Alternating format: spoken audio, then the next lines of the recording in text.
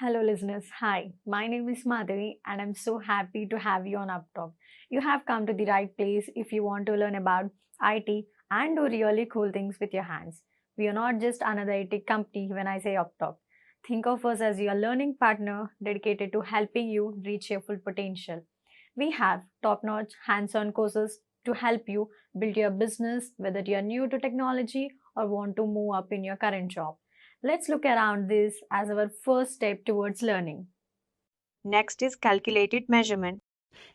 Now, this is something which you guys have already, everyone has worked on calculated measurements, I believe, as part of data delivery. And I'm sure, like now, you guys know what calculated measurements are. But let's see, how it works. Why calculated measurements? Calculated measurements combine data from numerous sources of data. It performs advanced calculations and statistical analysis. And definitely it has a flexibility and you can edit as you work. You find there's a calculation needed whereby you need to calculate 25% on your revenue or 25% of your media cost that has acted. You can need to calculate a return on ad spend for yourself. Return on ad spend is a percentage metric, and a return on ad spend, say suppose, not suppose, but return on ad spend is a percentage metric.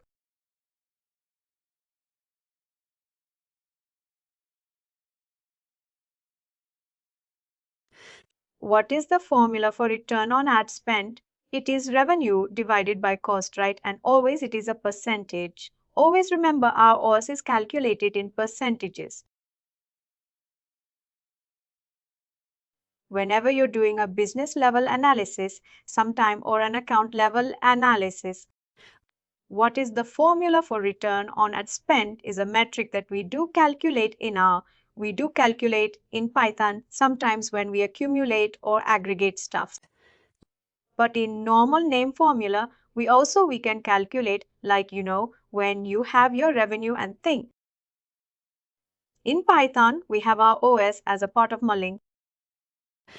We can model the OS in a calculated library from fetching it from a library, but then in normal, in Datorama and stuff, what we can do is we can go ahead and calculate as revenue divided by media cost, and it will give me my average. If you are doing our OS and if you now want to, see what will be 25% or what will be 50% if I do the spend or something. You can have the flexibility, you can edit as you're working, and you can go forward. You can do that, for example. What are the functionalities and what are the things? It is a real-time query again here. It is real-time and it is again a workspace level query. Whatever changes in your native data, your calculated measurements will also change based on logical operators and functions, definitely. I can reference both measurements and dimensions, and it can return, and it always returns measurements.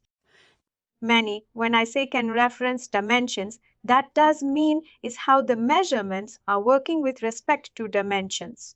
It is not giving me dimensions.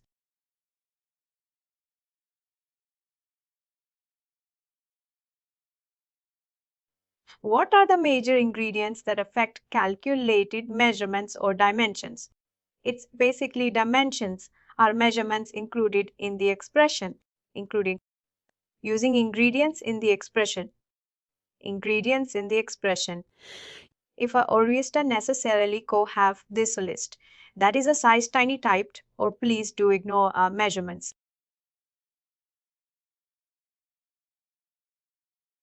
Dimensions are measurements included in the expression.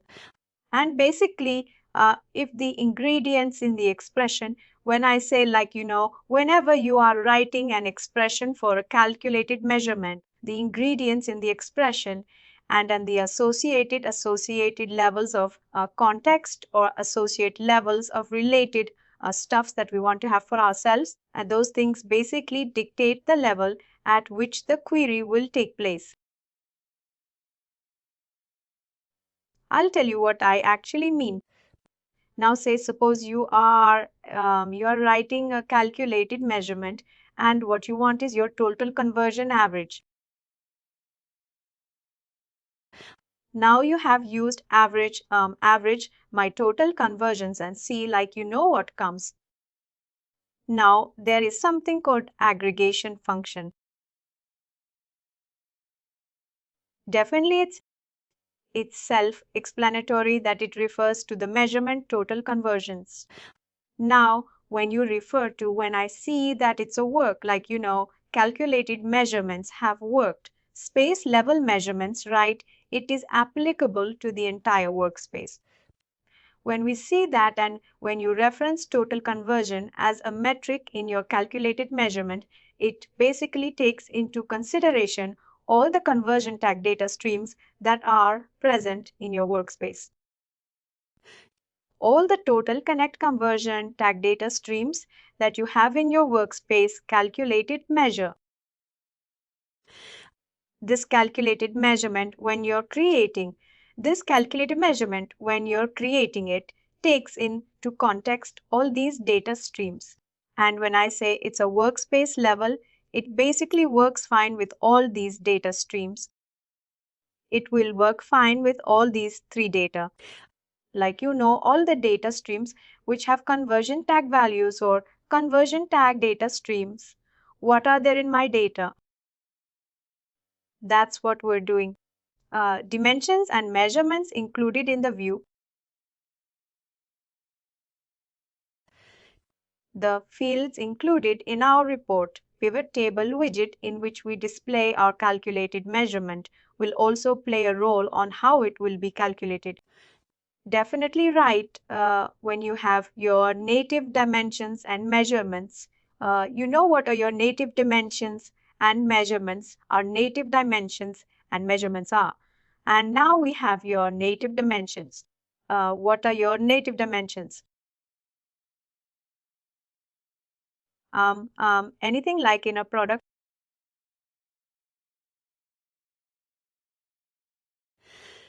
These are some of the things which are native, which are coming from the raw data itself.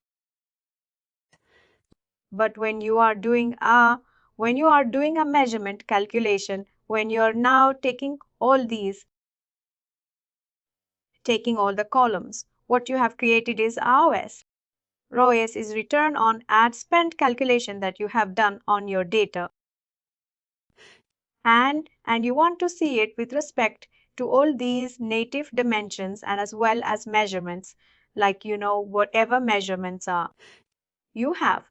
You want to see how your calculated measurement works with respect to those measurements. It depends how my native data is as well, right? When I include my calculated measurement in a report may be having 5, like the 5 to 10 native measurements, and then my calculated measurement comes in. All these need to be relevant in order to calculate the measurement to make sense and to report the correct data as well. Similarly with report or pivot tables, if you have calculated your pivot table and if your pivot table has dimensions like site source, web analytics, site key and measurements like visits and page views, and if you pull the calculated measurement called ROAS, which is based on media cost and revenue, definitely throw up a 0. Because it doesn't get any of the related measurements that are there that will allow you to. Your native measurements have to be aligned with your data stream as well, because if you put in raw as will come up in case there is a common key and there is a common link between how your native measurements are along with your calculated measurement depends on how you set it and how you contextualize it. And of course, which is a widget, is nothing but your graphs in which you place your calculated measurements.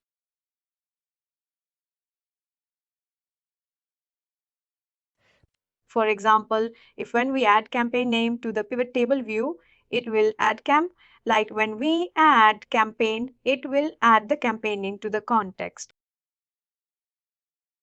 The calculated measurement will calculate its query.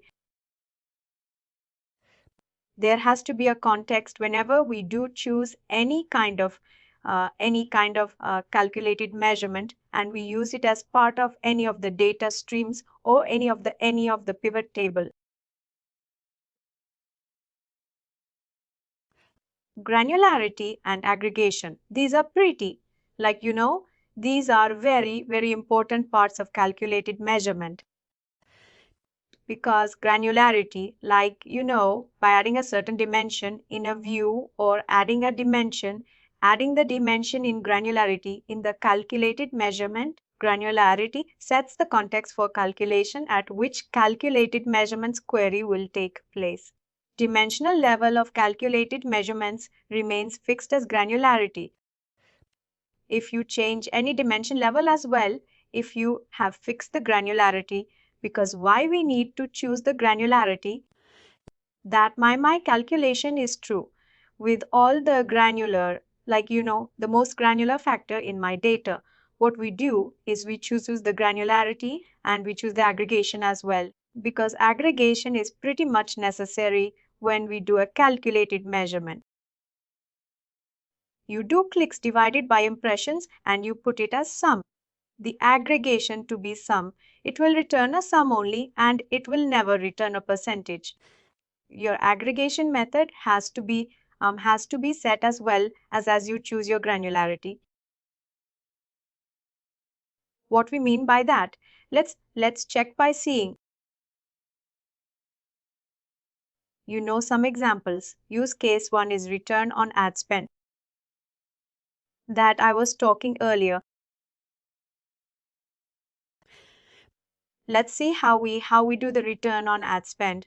Return on ad spend is basically how each dollar translates into the gross revenue. Revenue by media cost. Each dollar. How much is that? How much am I yielding? Per dollar is basically return on ad spend, and it helps you identify overspending, unrealized potential, and more revenue divided by media cost. Gives me now. Media cost is received by the platforms like AdForm, Outbrain, Double-Click Campaign Manager, or by Excel. However, revenue is derived from try to all bring our ads a double-click search.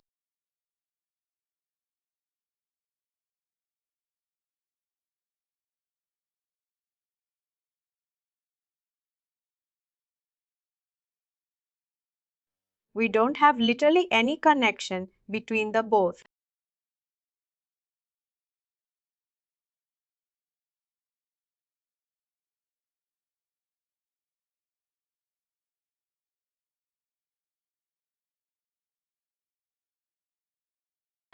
And thanks to calculated measurements, which are which are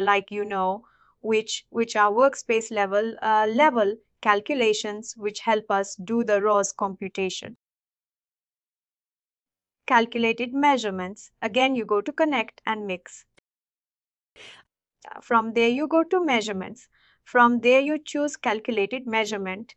You name it as ROS. We know that ROS is a percentage. We can choose any of the decimal places. If I want to 2 decimal places, 3 decimal places, what we do is we go to the expression pane where we choose revenue divided by media cost. There is a field called advanced, which basically helps us add the granularity. The granularity is at a campaign level because we want our ROS to be calculated with context of campaign key.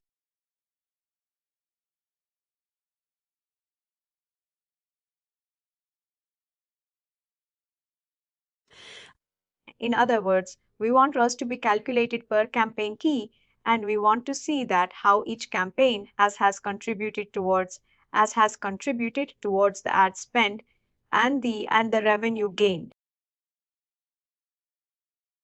Why we are adding a granularity? We are adding a granularity to our calculation. Firstly, to add context. Secondly, we want to see the return on ad spend per campaign basis. We are adding the granularity of campaign key that our return on ad spend calculation works per paying key, and we can see that value in our end result. We also need to add an aggregation function. The next slide talks of that part. Media cost by revenue is giving me the ROAS. Hey, revenue divided by media cost is giving us the return on ad spend, fine, but what I want is per campaign basis. You see, the next, when we add the campaign context, the calculation calculates the values, keeping in context the campaign keys for each campaign keys. We see that there is a calculation that's happening and we get the context of it. What it does is it takes the revenue of each campaign key and divides it by each campaign key. Precision and accuracy is something which happens like, which is always the end goal. And precision and accuracy stays when we add campaign key and we do the calculation of our values.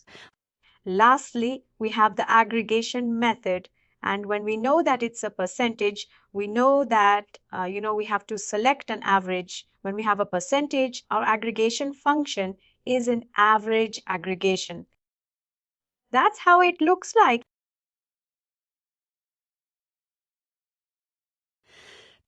Like, when we are always verify your fields using the pivot table option. And we see that in the pivot table, we have it. Now that we have ROAS calculated, we can use ROAS with all my functions like conversion, conversion tags, keytrace, heat maps, top 5, ROAS itself.